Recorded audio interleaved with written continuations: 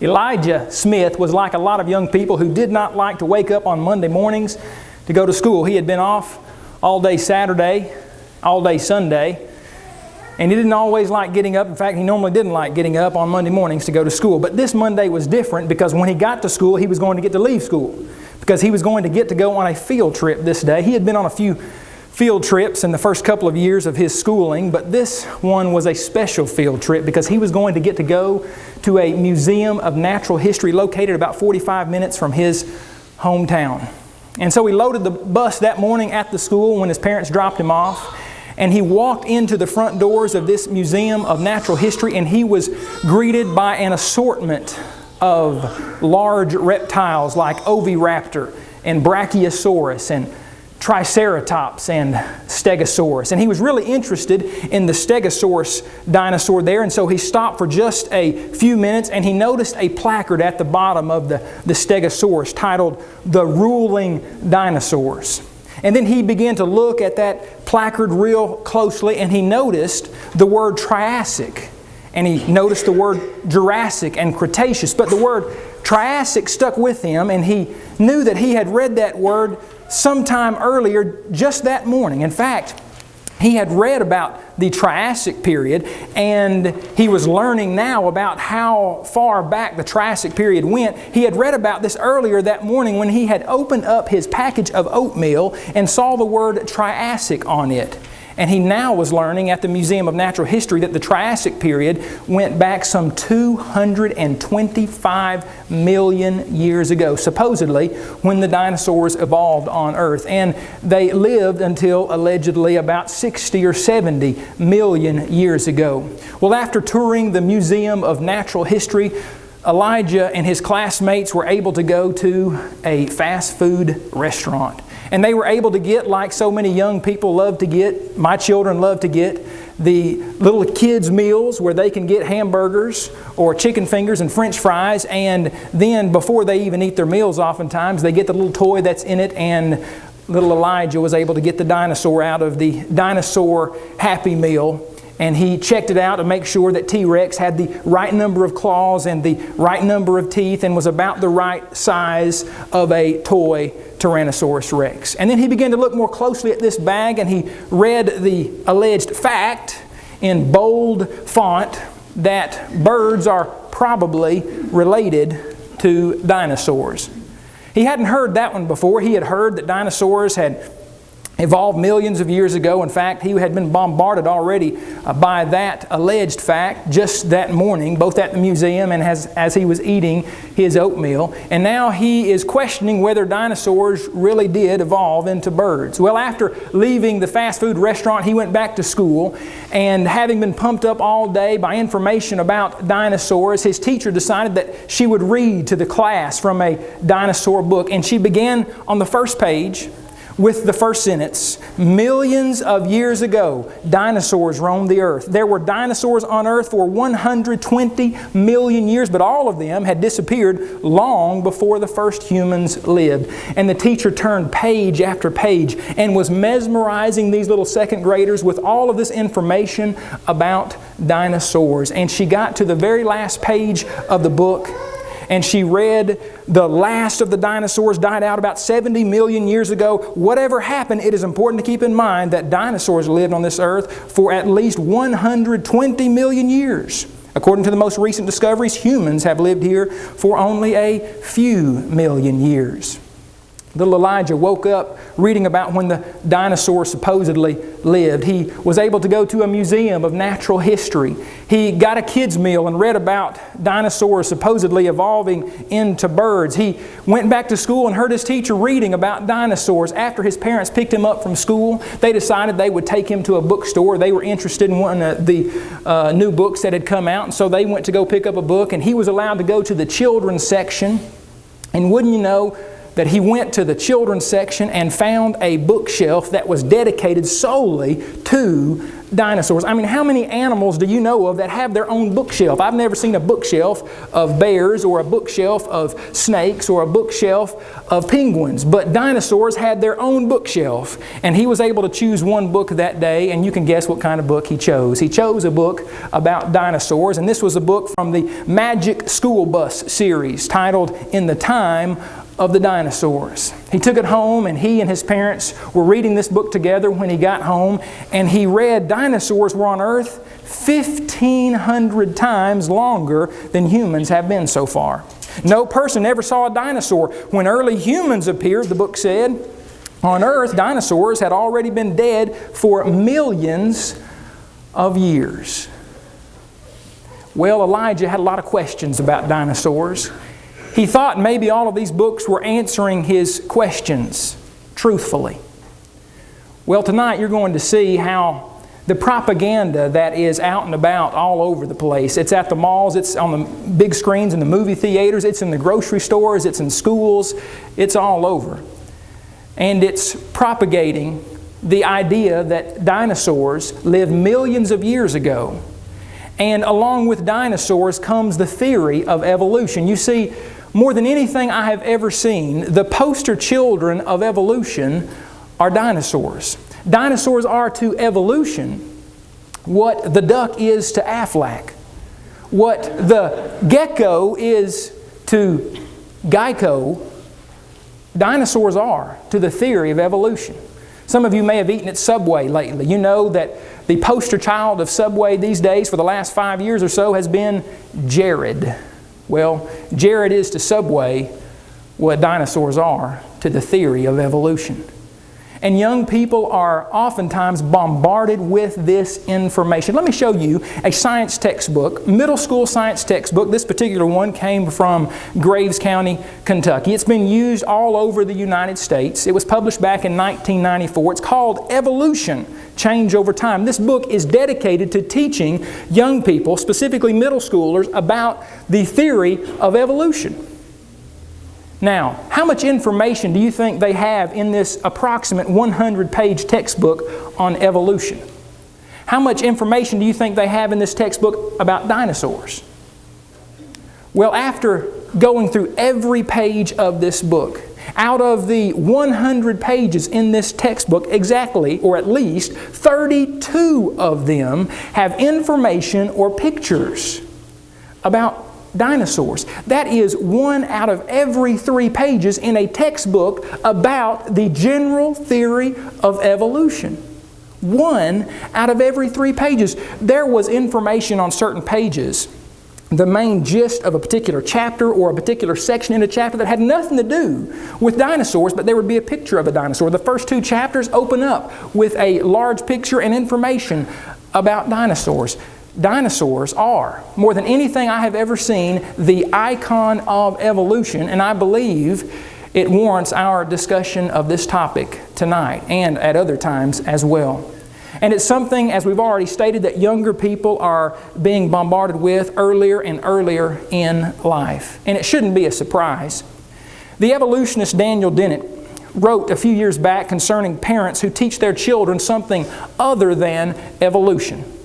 Parents who teach their children something other than evolution. Notice what Dr. Dennett said, an evolutionist, said about this. He said, those of us who have freedom of speech will feel free to describe your teachings. That is the teachings of parents who teach their children that there is a God, that the Bible is the Word of God, that Jesus is the Son of God, that dinosaurs aren't separated from man by millions and millions of years. He says, those of us who have freedom of speech will feel free to describe your teachings as the spreading of falsehoods and will attempt to demonstrate this to your children at our earliest opportunity. At our earliest opportunity. How early do you think? Well, here is a brief pop-up book about the history of life on earth. And from the beginning to the end of this book, what you see is what Kyle quoted for us in the last lecture in this seminar, the first lecture in this seminar. Basically, the evolutionary tree of life, or the idea that An amoeba evolved into a worm, and that worm evolved into a fish, and that fish evolved into an amphibian, and that amphibian into a small reptile that evolved into a dinosaur, that evolved into a mammal, that eventually evolved into man. This is being taught to those who are interested in pop-up books. Who do you think is really all that interested in pop-up books? Well, young children. And then when you turn over to the very last page or the very back of the book, you will read millions of years ago, life on earth started in the oceans, then it moved on to land, and eventually led to you. How early are they starting to feed young people information about evolution? And what are they using? Notice the cover of the book. What are they using to entice young people, to teach young people about evolution more than anything that's out there? Well, they're using dinosaurs. In the January 1993 issue of National Geographic, in an article titled Age of Dinosaurs, on a page noted as the Geo Guide page, the very first line of the article read, "No human being has ever seen a live dinosaur." No human being, allegedly, has ever seen a live dinosaur. And then the very last line, very small print on the bottom of the page said, "Use this GeoGuide page to help capture the interest of young readers and stimulate discussion with them." What kind of discussion do you think they would like for you to have with young readers? Well, the alleged fact that no human being has ever seen a live dinosaur, that dinosaurs that they died out 70, 60 million years before humans ever came on this earth. There's a reason to discuss this issue. I know there may be some who hear the idea of dinosaurs and talking about dinosaurs and may wonder, well, what's the big deal about dinosaurs? Why should we even hear a lesson about this? Why even discuss this matter? Because they are the poster children of evolution. And not only that, but notice what Dr. Philip Kitcher said in his anti-creationist book titled Abusing Science, The Case Against Creationism. It's a book that the renowned Stephen Jay Gould called a brilliant book. Dr. Philip Kitcher claimed in this book that solid evidence for the coexistence of dinosaurs and humans would shake the foundations of evolutionary theory because, of course, the dinosaurs are supposed to have been long extinct by the time the hominids arrived on the scene. Why do you think that Dr. Philip Kitcher would say that if you could prove that dinosaurs and humans actually lived together, you would have shaken the foundation of evolutionary theory? Well, because he knows, as we know, that dinosaurs have been so tied into the theory of evolution, you really cannot separate the two, at least in their minds. Oh, I can. Because I believe there is solid evidence that indicates humans did once see dinosaurs and lived with them. Think about it for just a moment. If humans ever lived with these large reptiles, some were small, some were large, and many of the more well-known ones were very large. If humans ever did live with them, what evidence would have been left behind? If humans ever saw these creatures, interacted with these creatures, what kind of evidence might we find? Well, one thing I believe that we would find, just as if we were going somewhere today and wanting to prove to someone that we saw something, I believe there would be some kind of pictures left behind. If you go to a faraway place and you come back and tell people about where you have been, you will be more convincing if you bring back pictures to show them where you have been. Well, the ancients have left images for us, not Polaroid images, not digital camera images, not 35 millimeter pictures, but images for us that they have drawn or carved that I believe prove beyond any shadow of a doubt that humans and dinosaurs once coexisted in the past. Not millions of years ago, but only thousands or even hundreds of years ago. Let me take you to Natural Bridges National Monument that is located in southeastern Utah, about 40 miles west of the small town of Blanding, Utah.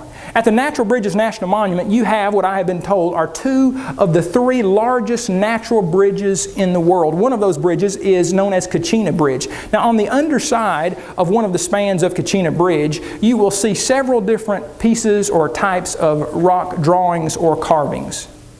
There is a carving or a drawing or a pecking of the rock called a petroglyph of what appears to be a human figure.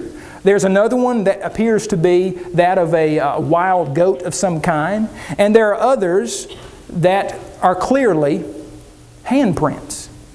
There are several different kinds of rock art there at Natural Bridges National Monument. But the one that is the most interesting to visitors is the one that you will see on the screen here in just a moment, that is just to the right of the human figure.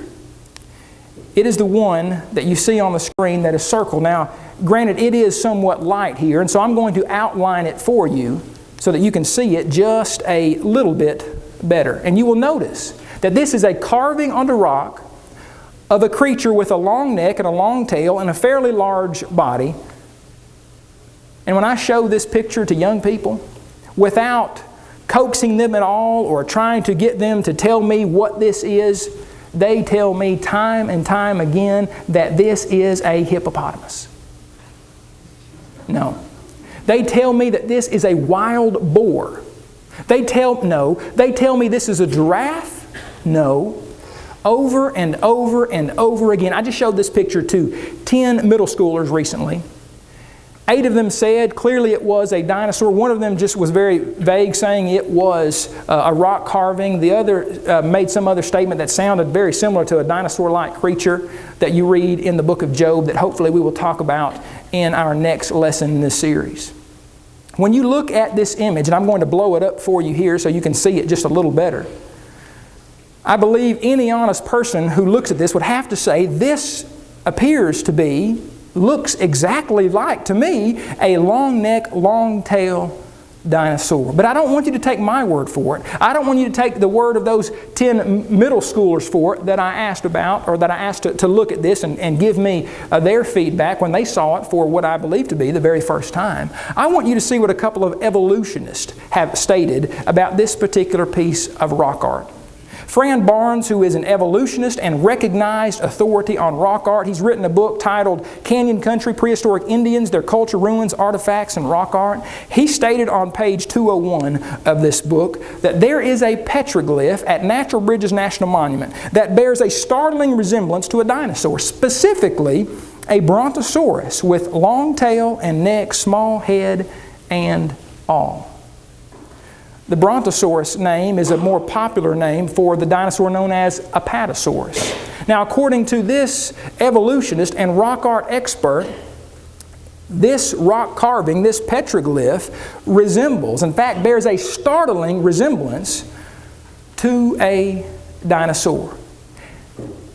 If that is what it is, and it sure looks that way to, I believe, most unbiased people, then tell me how people who supposedly in the past never saw dinosaurs could draw such an accurate picture of what is and what looks like, and as even this evolutionist would say, bears a startling resemblance to a dinosaur. You see, we only began learning about these reptiles, dinosaurs, in the last 150 years or so.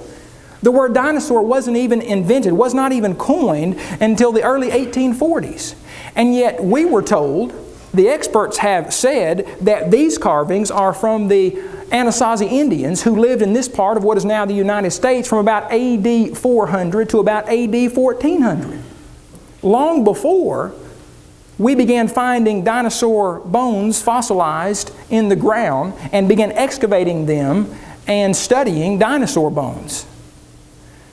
How did the ancients know how to draw these creatures if they never saw them? Notice another evolutionist, a geologist, and also a rock art expert, what he had to say about this same petroglyph. Dennis Slifer, in his book Guide to Rock Art of the Utah Region, published just in the year 2000, said one of the most curious designs is a petroglyph that resembles a dinosaur which is apparently of Anasazi origin based on its patination. Based upon the pecking of the rock, based upon what you still see there in the natural desert varnish that is covering this petroglyph, this rock art expert says it is apparently very old, of the Anasazi origin, and it resembles a dinosaur. In fact, in his book, this is the illustration or a similar one to the one he gives in his book. A long neck, long tail creature illustrating what he saw there on the rock wall at Natural Bridges National Monument. And you'll notice there how similar that this long-necked, long-tailed dinosaur looks to looks like some of the dinosaurs that scientists say once lived on this earth, Mosaurus and Cetiosaurus. Kyle and I were able to go to Natural Bridges National Monument a few years ago, and after seeing this petroglyph, we went up to the visitor center. Well, when those who worked at the visitor center noticed that we found out that we had been down there to look at this particular petroglyph, they were curious to see what our reaction was, and we asked them, well, how do people explain this? How do those scientists who say that humans never saw dinosaurs explain this petroglyph? Her first comment, I will never forget, she said, they don't really want to. And then she stated it was too early to be a horse. And I can only assume she would make that statement because she believed, well, maybe this looks similar to a horse, but it couldn't be a horse because the Anasazi did not have horses. They were already gone from this area of the country before horses were brought to the Americas by the Spaniards. And then she stated, some people think it really is a picture of a dinosaur, but they are crazy. I couldn't help but think maybe she was trained to make that statement. And we didn't tell her at that point in time that we really thought it was a dinosaur. But then she made one other statement. She indicated that there are petroglyphs that resemble mammoths. So she said the petroglyph at Kachina Bridge may be just, quote, some monster that the Anasazis carved on the rock. Just some monster. Well, it just so happens that this monster looks exactly like what we know some of the long-neck, long-tail dinosaurs look like. After leaving the Natural Bridges National Monument, we traveled to the Dinosaur Museum, just about 40 to 45 miles away from Blanding, or from the Natural Bridges National Monument. The museum was located in Blanding. It still is there today. And in that museum, you will find fossils of an Apatosaurus or Brontosaurus dinosaur that were found in that area just 40 years earlier. So dinosaurs lived in that area, yes. Long-necked, long-tailed dinosaurs lived in that area in the past, yes. And long before we began finding out about dinosaurs from the fossil record in modern times, the Indians who were living there hundreds of years before that, they drew an accurate picture of a long-necked, long-tailed dinosaur, yes. How did they do that? Because they either saw these creatures or someone explained to them what these creatures look like who did see them. Let me take you to the country of Cambodia for just a moment and show you one of the temples there that is still in existence in the country of Cambodia. There were many temples that were built back in the Khmer civilization, back from about the 8th century AD to about the 13th century AD. There were several temples that were built, and some of them were built by the King Jayavarman VII. In fact, one of those temples is known as the Ta Prohm Temple Monastery. And at the Ta Prohm Temple, at the corner of the south wall of the porch and the east wall of the main body of the Kapura, or the main entrance that's very tall there, is a 10-foot column covered with decorative circles. Now this temple was built, they believe, back in 1186, hundreds of years before we began finding dinosaur bones in the fossil record in modern times, back in the 1840s. When the word dinosaur was first coined. I want you to notice one of the images that has been carved into the rock of this temple. Now there are several animals that have been carved into the rock there. You can see pictures of lizards, you can see pictures of birds like parrots and swans, there are pictures of monkeys. There is one that appears to be perhaps a water buffalo with his head tilted to the side, but it is the image just under this one that is very, very compelling. When you look at this rock carving or this relief there on the rock, and you ask yourself, what is that? If you have ever seen a picture of a Stegosaurus, I think you would have to admit that looks like a Stegosaurus. That class I was telling you about a few minutes ago, that middle school class that I showed some pictures to ask them what these things were, I had shown them pictures of dogs, of goats. The goat had been carved onto a rock, and I showed them this picture. Every one of them, and to the best of my knowledge, they had never seen it before. Every one of them, at least they didn't tell me they had seen it before, said that this was, they either said specifically a Stegosaurus or a dinosaur. We know a gentleman who has been over there in that area. In fact, these pictures come from him, Don Patton. He has been there and he has studied this, and many others have seen this relief, and they testify that it is not possible for this to have been faked in the last few decades or even the last century, because you would have been able to have known that. There is 40 feet of rock above it. It is the same depth as all of the other carvings there in that rock. It could not have been falsified, else they would have been able to see that it had been. And so what do critics have to say about this particular rock carving? Well, they say it could not have been a dinosaur. It doesn't look like one. It was not scientifically accurate. On the screen there, you'll notice an image that a young child colored for me some time ago. I believe he was in the 3rd grade. His attempt was to draw a dinosaur. I had several others who drew different pictures of dinosaurs and colored them. These are not scientifically accurate representations of dinosaurs by any means, but every one of us knows exactly what they were trying to draw and color, and they knew it. They had seen image after image of dinosaurs. In fact, I had shown them some earlier before they drew me these pictures. And notice the one there that is painted red with a human, looks like, on its back. The attempt was to draw a triceratops, but notice how different from a triceratops it looks. Now, really, the only criticism that I have heard about the image that you see, or the carving that you see there in the Ta Prohm Temple in Cambodia is, well, it's not a scientific, precise, accurate picture of a stegosaurus. That does not mean that is not what the artist or the one who was carving it onto rock was trying to draw. And realize that this person was not drawing it on paper with a pen or pencil, or with a crayon or with a marker. They were carving this onto rock, and it is a better picture of a stegosaurus than most of us, perhaps all of us, could draw with a number 2 pencil and a white sheet of paper. Let me ask you this. When you look at a young person's attempt to draw a triceratops, and then you look at the relief there in the Ta Prohm Temple, and the one who carved this, or those, perhaps it was something done by multiple people, carved this onto rock, you can tell which one looks a lot more like a dinosaur. Not only that, they were carving this onto rock in a very limited amount of space, because all of the images there, all of the carvings, were inside of these small circles. Here is a picture of a stegosaurus. Not long ago, Kyle gave one of my sons a little toy. A toy stegosaurus that was inside of a small egg. Now notice the stegosaur there. The stegosaurus, the head is a little bigger. That is the toy stegosaur. Its tail does not have the spikes, but my kids and children in general understand that this is a stegosaurus.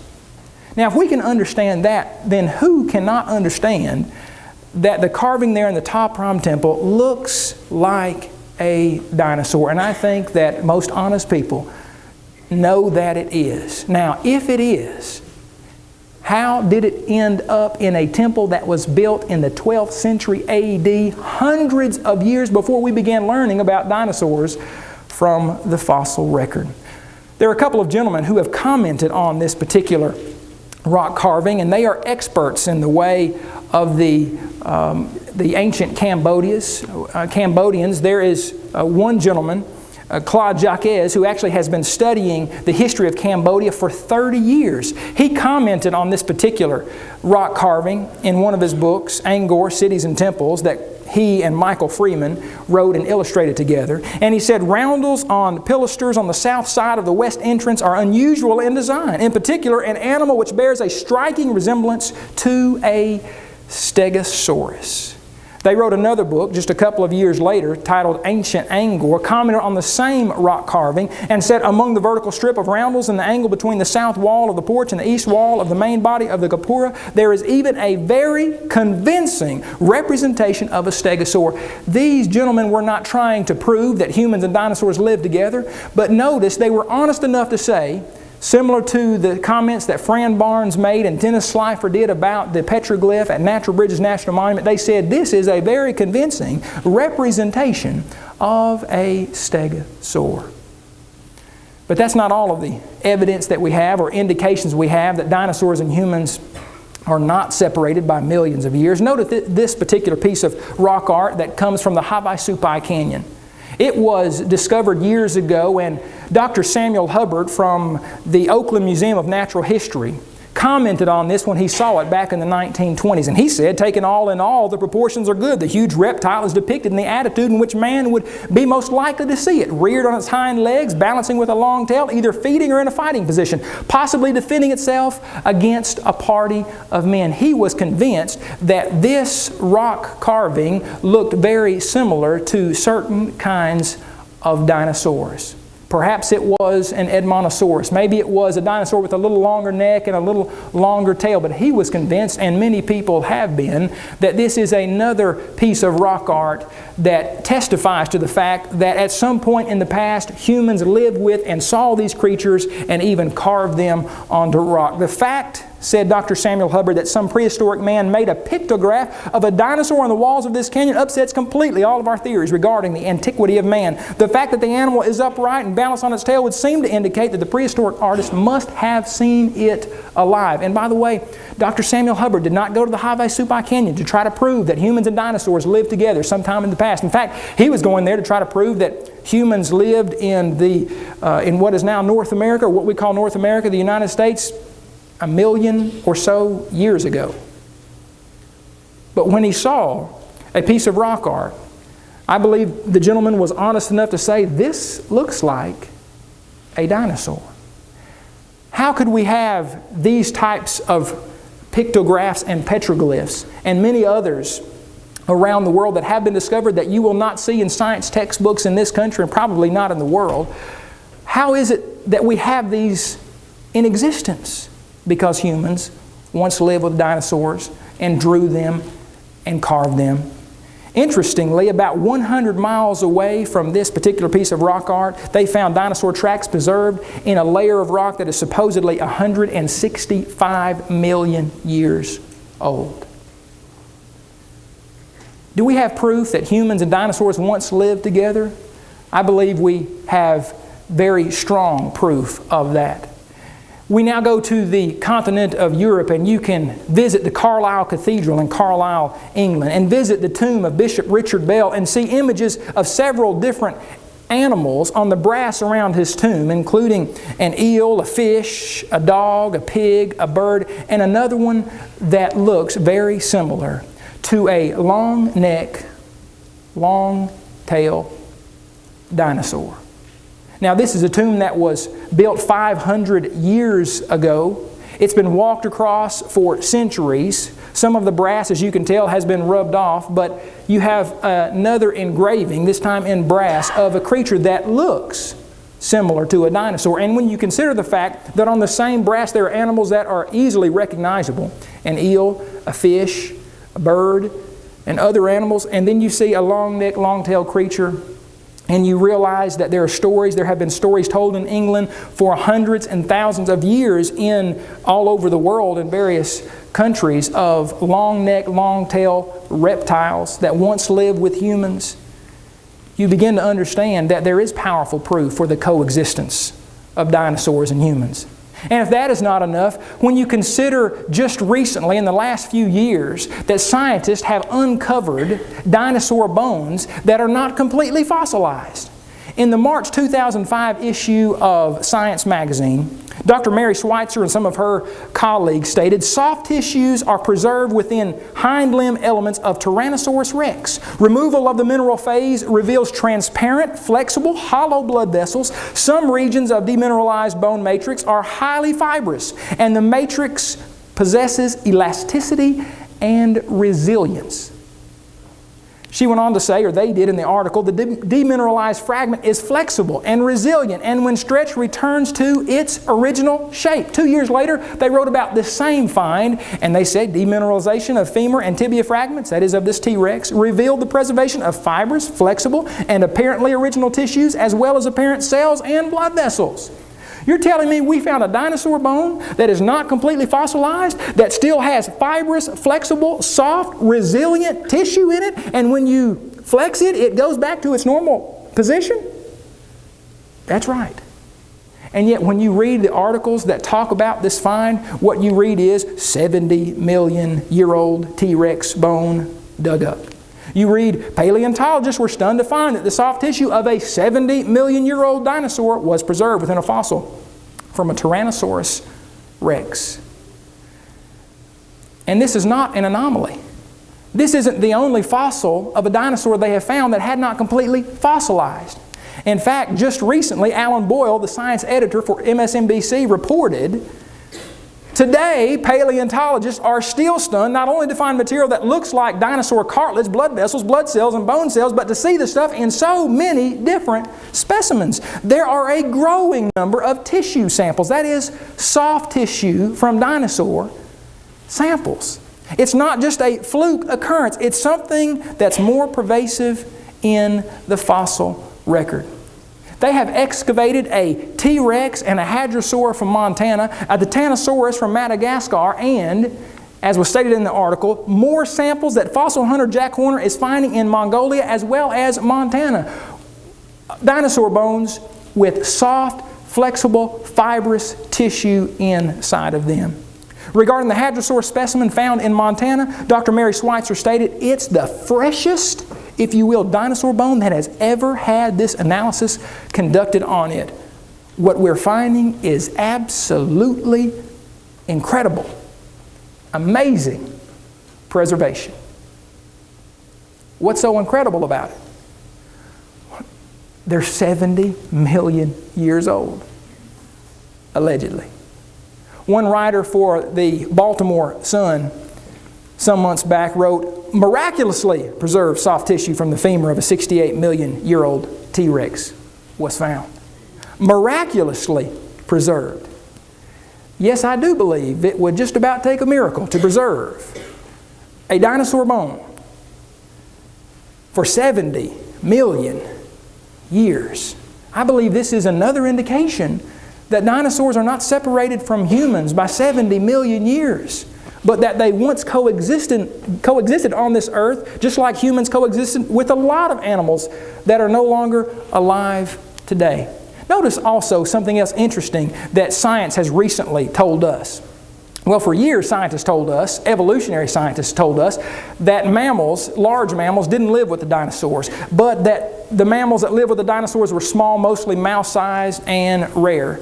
In a U.S. News and World Report that was given just a few years ago that was printed, they said the sad truth is mammals coexisted with dinosaurs for 150 million years, but they were never able to go beyond little rat-like things. Interestingly, not long ago, they found a mammal 20 times larger than what evolutionists believed could be possible.